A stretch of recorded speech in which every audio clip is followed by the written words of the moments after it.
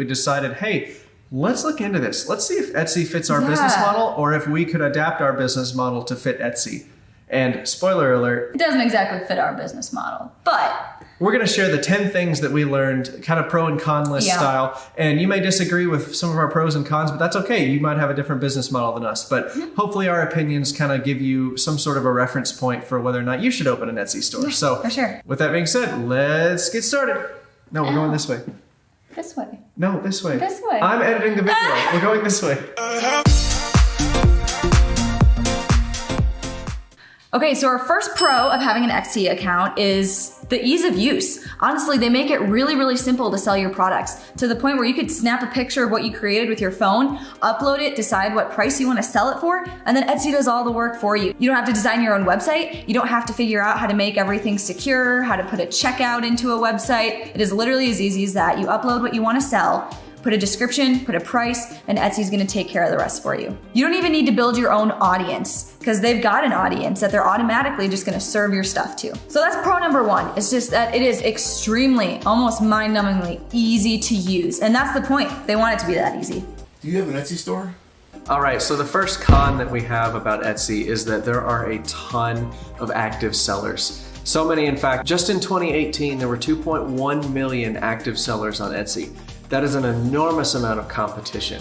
And normally that wouldn't be a bad thing if everybody was selling a unique product, but a lot of the products nowadays with CNCs and everything else, once you publish your idea, a lot of people can start to copy it. And that's another thing you'll see on Etsy is that you'll click on a product and then you'll scroll all the way down past the add to cart button because they've got a whole bunch of things that say, oh, you might be interested in this. And it's a ton of other different sellers because Etsy only wants people to check out. Etsy doesn't really care if the users check out with your product or another person's product. They're all the same to Etsy, unless you pay for your post to be bumped up near the top. But that's how you can lose a lot of sales on Etsy is the customer scrolls down to the bottom of your ad and they see a whole bunch of other things like it and maybe they like one a little bit better than yours and they click on that and then boom, they're gone and you've lost the sale.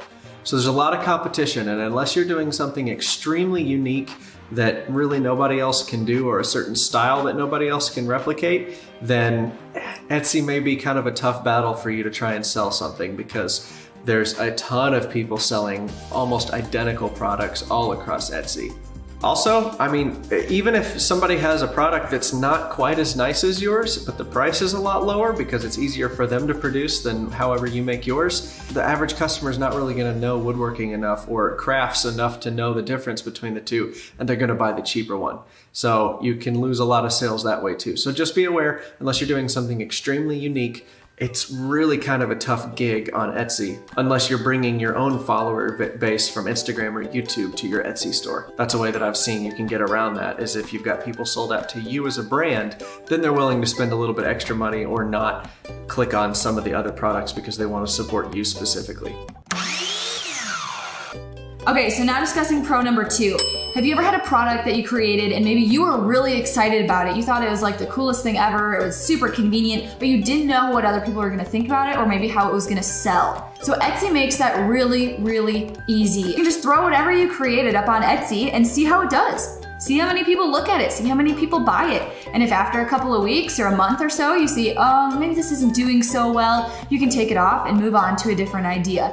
And then on the flip side, if you put a product on there that maybe you don't think is gonna do well, and it just takes off and it is extremely popular, that's gonna let you know, hey, you found a winner and you better figure out a way to batch these out. So that's really, really good about Etsy is you can figure out how your products are gonna do really easily in front of a large audience. And really without investing too much time in production. You really only have to make 1 or 2 prototypes.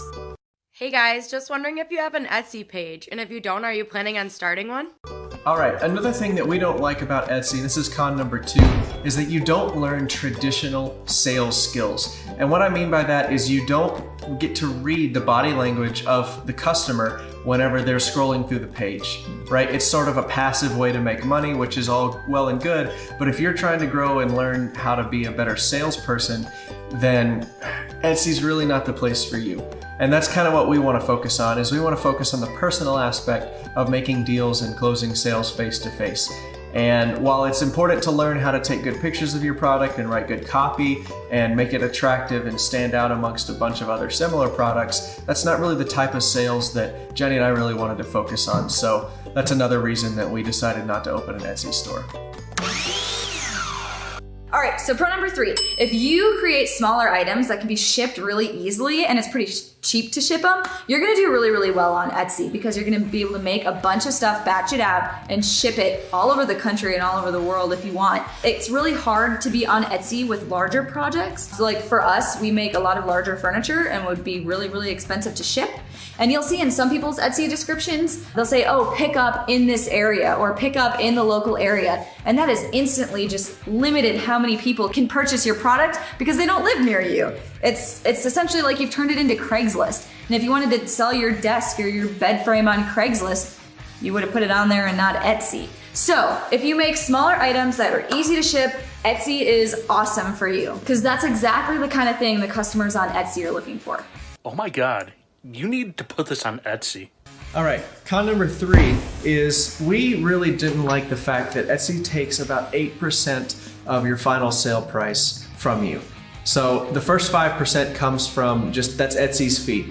They charge you to list a product for a couple of weeks and then they charge you another 5% of every sale that you make. All right, so let's just play pretend real quick. Let's say that this is a cutting board that you're selling on Etsy. Okay, it's 20 inches long. Okay, and again, just play along. We're making the math easy here. So let's say you got a cutting board that's 20 inches long and it's $20. So 1 inch represents $1 of your cutting board. Okay, so what Etsy is going to do is they're going to take 5% of your total sales price. And if you sell it for $20, that means they're going to take 1 inch of your entire cutting board. Etsy takes this much, and you're left with this much. Now, because your buyer used an online form of payment, Etsy's gonna charge you another 3% for that charge of $20, which is gonna be about 0.6 of an inch. So we're just gonna round that off to what, like 5/8? So we'll cut off another 5/8 of your cutting board. So again, this is how much money Etsy is taking off of your cutting board. It's certainly just objectively not a whole lot of the cutting board, and this may not be a big deal to you, but for us, when we try to sell projects that are a lot of money, like let's say that this was a $2,000 bench or something like that for a golf course. Imagine if Etsy took 8% of $2,000. How much is that? That's like $150. That starts to be quite a bit of money left on the table, and especially if a golf course is gonna buy, they want a bench on every hole, and they wanna buy 18 benches to outfit their entire golf course, you're looking at a lot of money left on the table. So I'd much rather negotiate that deal myself and not have to worry about having to pay Etsy. That's just kind of the deals that we like to do. So may not be a big deal to you to sacrifice this much to have access to Etsy's customer base, but it was for us. I was wondering, do you guys have an Etsy? All right, so pro number 4, if you've ever been worried about taking online payment from your customers, like how am I gonna store their credit card information? How do I get enough security settings set up on my own personal website that people aren't gonna be sketched out to pay me? Do I pay the bank? Do I pay the credit card? How does that work? How do I set it up properly? Am I gonna get taxed the right way? Do I have to set up the tax information? Does the bank do that? If you've ever asked any of those questions, Etsy has got you covered. They take almost every single type of online payment. It's safe, it is secure. People are not gonna be scared to give you their money. They know exactly what they're dealing with. Etsy knows how to do everything correctly in the background because they've got all their legal stuff figured out so that you don't have to. So Etsy makes it super simple. You can take payments properly. You don't have to worry about somebody not getting your payment or the right people not getting your payment. You can be fully confident that your customers are gonna pay the right amount to the right people and you're not gonna have to worry about it. So con number 4, Etsy has a really constrictive email policy. They really don't want you emailing your customers. And I get it, there's a lot of spam out there. They're passing laws all the time on what you can and can't do with email marketing. But if you're someone who wants to just notify previous customers that you got a new product or that you've got a product back in stock, Etsy does not want to make it very easy for you to do that. You can email people that are interested if an item is back in stock, if they put their name on a waiting list, but you even have to pay for one of their higher tiers to have access to that function. And for us at this point, we were honestly kind of leaning away from starting an Etsy store, but this was just another thing that we thought, okay, so Etsy doesn't even do email marketing for us. So look up the laws in your country because they're changing all the time, but we wanted a way to contact our previous customers just to let them know about new products, let them know about discounts, let them know about our blog posts, stuff like that. And I think part of that is because Etsy doesn't want you to email them about a new product and then move them away from the Etsy platform. So that might be a little bit of a reason why they don't have email integration into their software, but that's just another thing about Etsy that you've got to work out for yourself. So if you want to do a lot of email marketing or follow up after you're with your customers, then Etsy's really not a good way to do that. Okay, so pro number 5, which is probably the biggest pro and the #1 reason that people like to use Etsy to sell their products. It is because of the huge user base.